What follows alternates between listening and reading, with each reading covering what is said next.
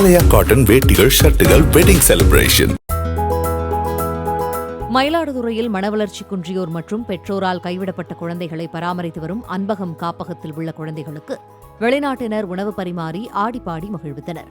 பெருஞ்சேரியில் உள்ள 54 அடி உயர சிவலிங்க ஆலய மண்டலாபிஷேகத்தில் பங்கேற்க வந்துள்ள ஜெர்மனி, ரஷ்யா, யுக்ரைனை சேர்ந்த 45 ஆன்மீக பயணிகள் காப்பகம் சென்று குழந்தைகளை சந்தித்தனர்.